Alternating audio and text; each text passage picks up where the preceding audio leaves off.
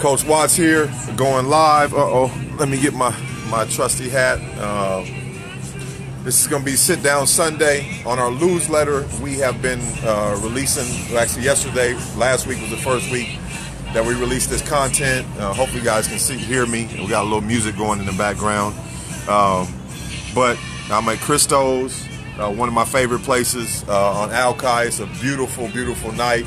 But first, let me start off with an explanation of what our Sunday sit-downs are going to be.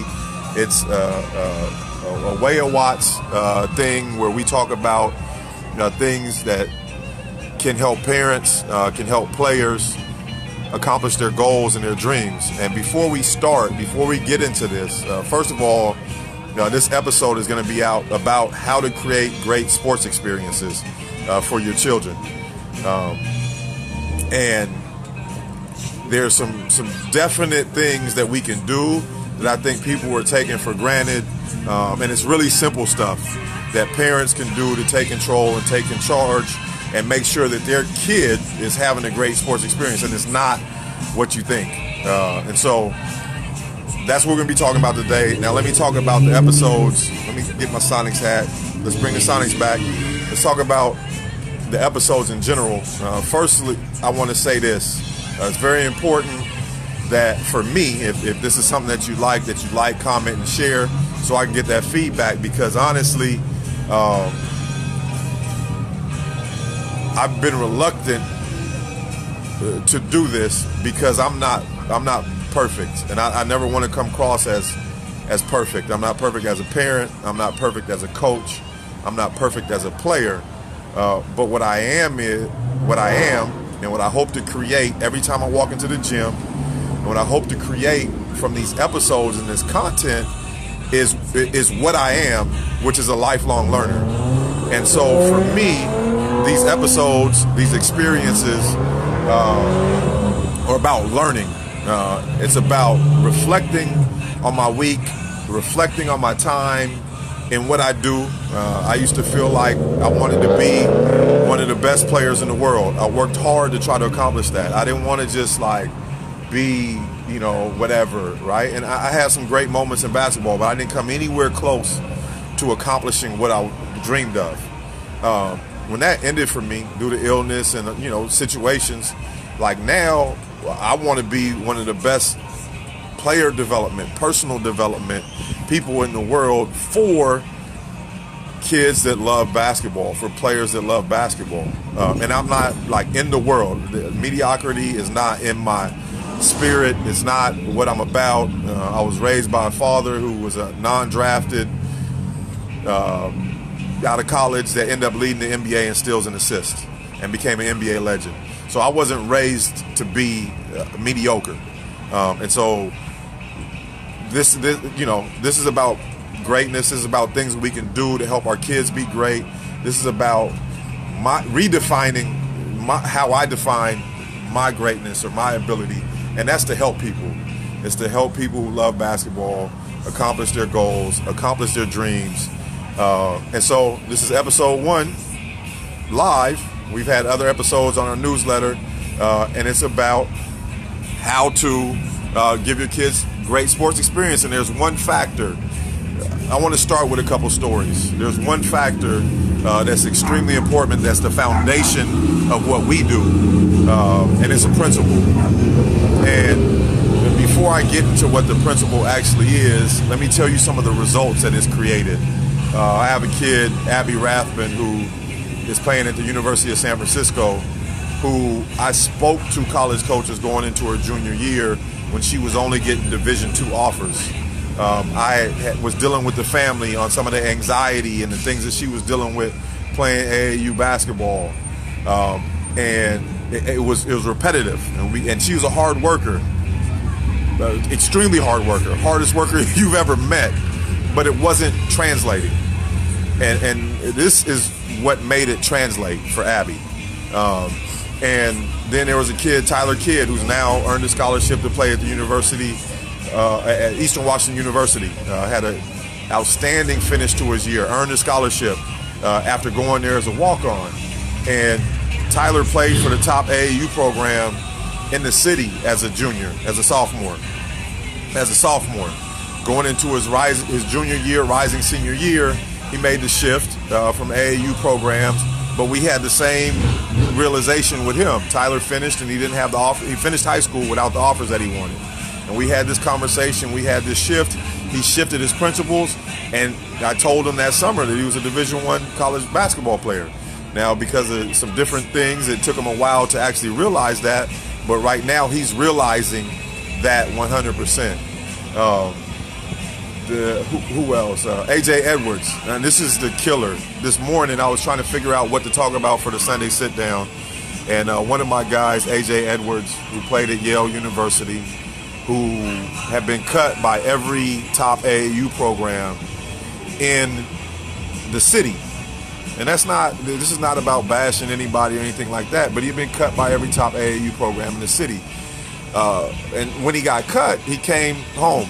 He came to, and I say home because I was coaching him in fourth or fifth grade in Laurelhurst, and we won the city championship. Well, today I got this text message from him, and it was crazy because the text message, it was probably in his apartment or whatever, but on his flat screen he had the game. He was watching me in the Sweet 16. He said, "I'm watching my boy in the Sweet 16," and then he was like, like that was terrible because the result of it.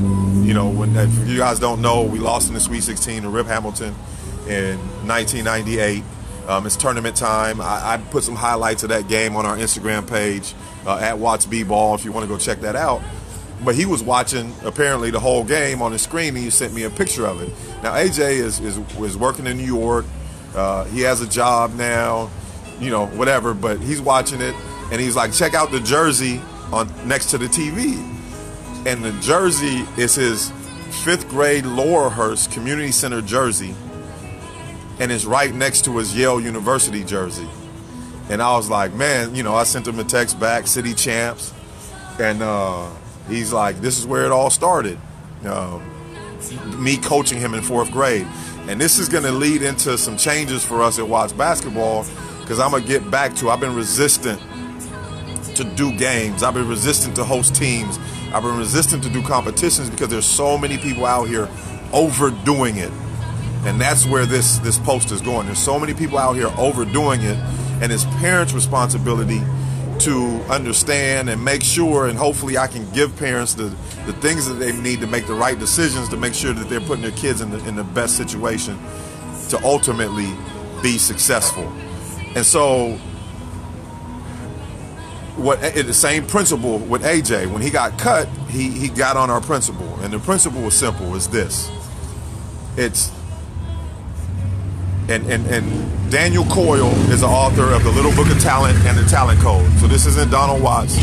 When I read the book and I saw this principle, this is what I was trying to articulate but didn't really know how to over and over again. So now I'm going to share it with you. I'm articulating it for you. Hopefully you can hear me over all the, you know, I'm over here on the beach. It's my favorite place to be. This is where I get my thought process, inspiration for me, as well as the kids and the families that I get an opportunity to work with. But what AJ, what Abby, what the things that they all had in common, the principle that we applied to our workout that changed their life, is a principle that I, after that, saw in Daniel Coyle's book, and it sat down. And one of my goals for my podcast is going to be to have Daniel Coyle on the show, to sit down and talk about these things in further depth as we grow this process. We're just in the beginning of creating this content.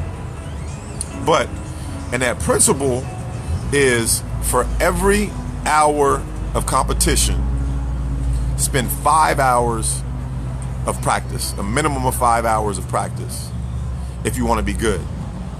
If you want to be good.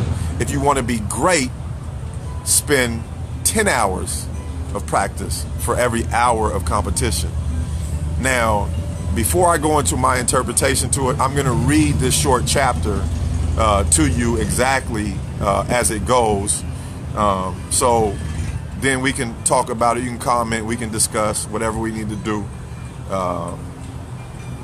We're going to be doing this every Sunday. I'll find a different spot, location, places where, you know, I have inspiration. At some point, we'll invite people out to, if you guys are interested, to have brunch and have these conversations live, because it's all about helping kids. It's all about helping parents help their kids. It's all about providing the best experiences for kids, because there's a lot of situations, high school, AAU, all that stuff, where kids are losing their love. They're not maximizing their talent. They're not maximizing their ability, and they're not maximizing the outlet. Kids need positive outlets, and we want to make sure that these sports experiences stay positive outlets for our children. So, with that being said, let me get to the reading of this. All right, it's tip number 45 in Daniel Coyle's Little Book of Talent. If you're a parent, if you're a coach, go get that. That's our Bible. That's our development Bible. All right. For every hour of competition, spend 5 hours practicing if you want to be good, 10 if you want to be great. And I said I added that. All right. Here's where we go. Games are fun. Tournaments are exciting. Contests are thrilling. They also slow skill development for 4 reasons. Reason number 1, the presence of other people diminishes the appetite for taking risks, nudging you away from the sweet spot. The sweet spot is the development zone, where you're going to grow the fastest. So think about that when you think about what the sweet spot, what he says there. All right. The number 2, the presence of other people diminishes the appetite for risks, nudging you away from the sweet spot. No. That's number 1. I'm sorry. All right, we're doing this live. Number 2, games reduce the number of quality reps. So if you think about it, you go to a game, you have to get there 30 minutes early, you're in traffic for a half hour, you meet, that's a 2-hour process. How many shot attempts is your kid? How many live attempts is your kid really getting in that game situation where he can take the risk, where he can make mistakes, where he can fail, where he can learn, all right, where he can learn. All right, number 3 is the pressure of games distorts priorities and encourages a shortcut technique. So if I'm a coach and I'm working with your kid on form, I'm working with them on the left-hand layup, I'm working with them on things that are going to build their game in the long term, and they're not quite instinctful, they're not quite the habit, and they get in the competition, they're going to revert back to doing whatever they feel, whatever they think they can to just put the ball in the basket. And that's not good when a kid is in the developmental mindset. All right, and I'm gonna tell you a little anecdote with my family that recently happened before we got out as it relates to this. All right, the last thing is that number 4, and this is the biggest thing for me, because it's about adult ego, right?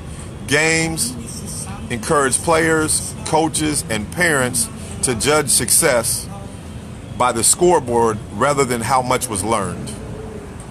When you're talking about creating a kid that's a lifelong learner, when you're talking about establishing a foundation, a kid that's going to be in the game for a long time, it doesn't matter what level it is.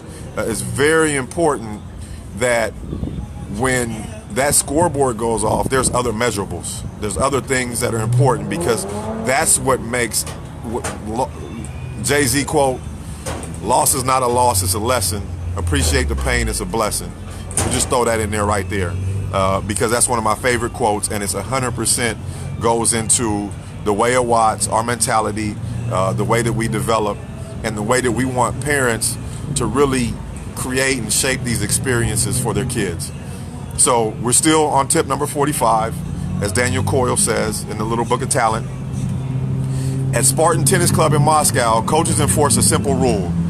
Young players must practice for 3 years before entering competitions and tournaments. While I can't imagine that rule would fly in America, it reflects Spartak's, I'm saying this wrong, Spartak's determination to build a trusty, reliable forehands and backhands before interjecting. Let me let this motorcycle go by. While I can't imagine such a rule would fly in America, it reflects Spartak's determination to build trusty and reliable forehands and backhands before interjecting the distorting pressures of competition. So that's Daniel Coyle. That's not Donald Watts. It's Donald Watts' principles, but it's Daniel Coyle saying it better than Donald Watts can say it. I'll interpret it when I'm done. All right. Then he says at the end, all right, all games aren't bad. He says, don't get me wrong. Hold up. I'm getting a phone call from my daughter. All right, I got a phone call from my daughter. I hope that didn't lose us. It says, don't get me wrong. This is the last part. Like, don't get games. I play games. I play AAU. I play high school. All that stuff is good. But my ratio was right. All these guys we're seeing playing in the NCAA tournament, if they didn't come in with their ratio right, when they go to college, the ratio is right. When you're in college, you train for 9 months to play for 3. Think about that. You train for 8 months to play for 4 months. Think about that. That's the right ratio. Now, he says, don't get me wrong. Public competition is a great thing. It teaches invaluable lessons about teamwork. It builds emotional control, and it's fun. But it also is a deeply inefficient way to improve skill. I'm gonna let that soak in. One solution to the problem is to make public performance a special occasion, not a routine. A 5-to-1 ratio of practice time is a good starting point. A 10-to-1 is even better. So, parents that have kids that you love, that you care about, that you want to continue to develop in any sport, that you want to take the lessons from sports into life, think about that. 5-to-1, 10-to-1. 5-to-1 if you want to be good, 10-to-1 if you want to be great. Think about being a doctor, thinking about being a lawyer, thinking about whatever. Like, take it away from sports. The people who want to be most successful have to spend time practicing. Practice, practice, practice. I tell our kids, you have to practice for practice. You have to practice for practice. And I say that because if you're not the man on the team, if you don't have a coach that understands these principles, so they run practice where you get quality reps, and then when you're in game situations, they encourage you to take the risks and that you need to develop long term. Most coaches are trying to win that day. They're trying to win that tournament. And so if you don't have those situations, then even your practice is a competition because you're trying to earn playing time. You're being judged by your results, not by how much you learn or how much work or how much effort that you put into it and how much you grow. So if you want to do this long term, put your kids in a growth environment and do like I did. I had this conversation with the Rathbun family. Hard worker. She worked with me a little bit and compared to how much she was doing AAU and different things in her front. And I frankly sat in the kitchen. I said, she's going to be frustrated. We sat down and we looked at all the hours she was spending in the car, at practice and all that stuff. And it was at that time, she had spent 329 hours in her off season, something like that, on other people's schedule in her off season, and 30 hours on her own development. And I gave her this. I said, until you change that, until you get up early and go to school and work on you're not going to be confident on offense the way that you want to be. The way that we grew up, see my guy Damian Williams checked in, but the way that we grew up, we spent a lot of time unstructured, just working on our game with friends at the playground, at the park, depending on what you're at the pro club. For me, depending on what your background was, the majority, and it's still the same, the majority of top prospects, this is a secret, have hours into it. If I'm at an AAU program and I have a couple players that are really, really good, really highly talented, really highly recruited, they have hours. And then you have players that want to come play with those players who think if they play with them, that they're going to be, but what they're not understanding is you're traveling to the gym. You're coming from outside the city into the city to hoop with us, but while you're in the car, we're at the park. Or we're already at the gym. And before practice, we're playing 21. We're shooting jumpers. We're doing the things that make things instinctful for us. I was the top prospect in the state of Washington. And part of what I do is trying to figure out, there were certain things that were just innate to me that I have to figure out, man, how do I get that kind of environment to kids? What are these? So I'm learning, like I said at the beginning, I'm learning. Parents, if you care about your kids, you want them to get the values from sports, the number one thing is the 5 to 10 or the 1 to 5 or the 1 to 10 ratio. And it's not just, you can't punch the clock. There's 3 keys to that ratio. Make it focused. I'm going to repeat this a couple times. Make it focused, make it challenging, make it fun, and make it individual. Things that you need to work on to accomplish your goals and your dreams. Repeat that again before I sign off. Make your time in your ratio. You have your competition. If you spend 10 hours in a week, 10 hours in a month in competition settings, then you need a minimum of 50 to 100 hours in developmental, working on your stuff. Make it focused, make it challenging, make it fun, and make it individual if you want to take it long term. Now, if you do that, people, you get a feeling like if you don't, you're going to get left out or whatever. It's not true. If you walk into a gym 2 years from now, you have a 15-year-old, he's not playing AAU or whatever, he's working on his game and he's getting some runs with the old guys and he's doing whatever, and you walk into a gym and you're the number one player in that gym, they're going to find a spot for you. And they're going to get you in the court. And if the AAU program doesn't do that, the college will. I'm going to talk about this next Sunday. This is a preview to next Sunday. The rules are changing for those kids who want to play college basketball. They've taken the power, some of the power from AAU programs. I don't know if they told you this. And they put it with your high school coaches.